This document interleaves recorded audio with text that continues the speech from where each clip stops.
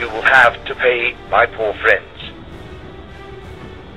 Lord McCartney had actually been forced to flee the mess of Room B, which had spoiled his initial land forever.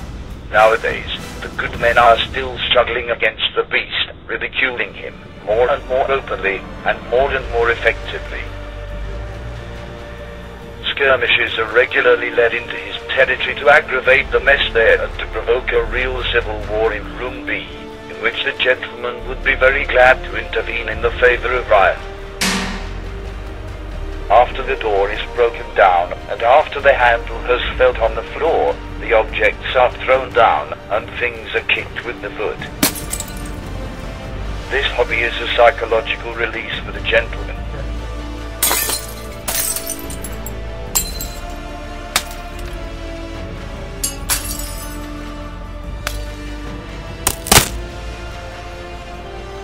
With the time running, the lords had finally get used to the unhealthy consequences of the life of Mr. Idiot.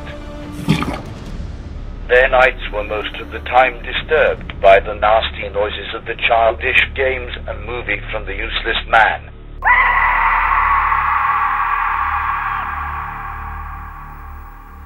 If normal people are generally speaking preoccupied by their beauty, the wealth, courtesy and harmony with other people, it was not the case of Kearon the stupid.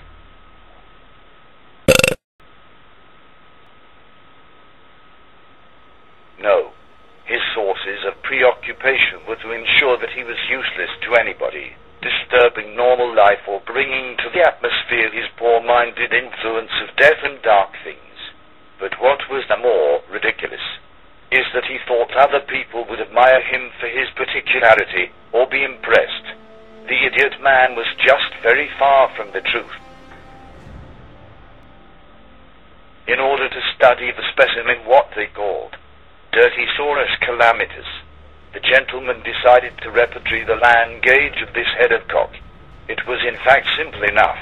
A sound of pigs would mean that the beast was laughing.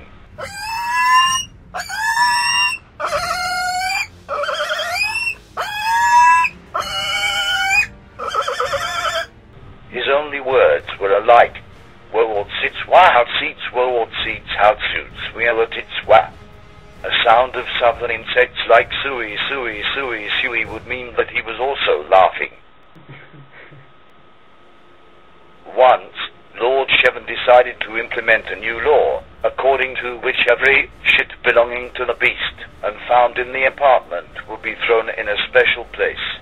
As the dirty scrap that was, the place was very soon called Kearon's Corner. To be honest, it was actually a source of stench, and the lords had to use plastic gloves to be sure not to catch some infection.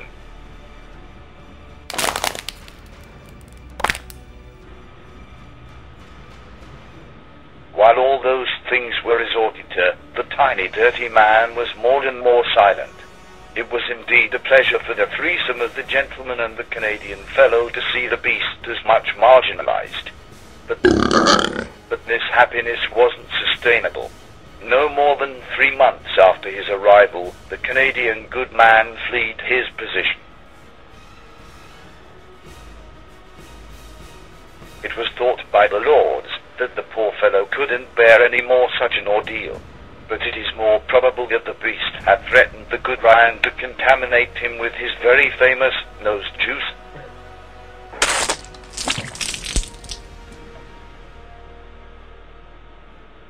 Again, the beast was alone. Once, very surprisingly, the rogue invited quite a normal woman in the flat. Lord McCartney and Lord Shevin didn't not understand how such a normal person could follow the most disgusting fellow of Dublin. But according to her name, Shaida, it was publicly admitted that the woman was nothing more than a bloody witch.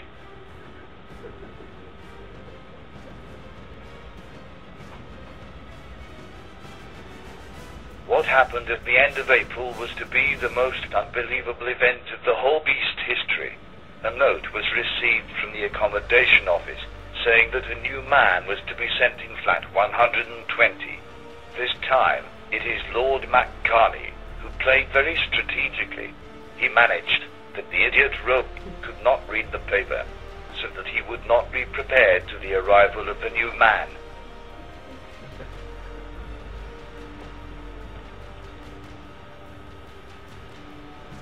The result was the exact expectation of the lords. This day, Kearon the beast had brought its whore in its dark burrow.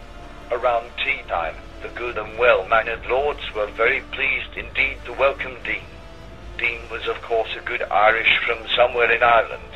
He was told by the lord, "Oh, you have met your roommate. You should be very surprised."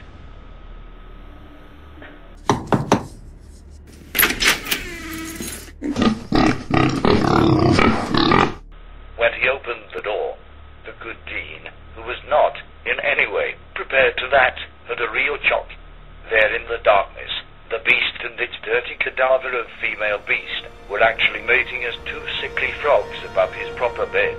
I do not need to tell you how disturbed a normal man is facing such a show of incredible coarseness.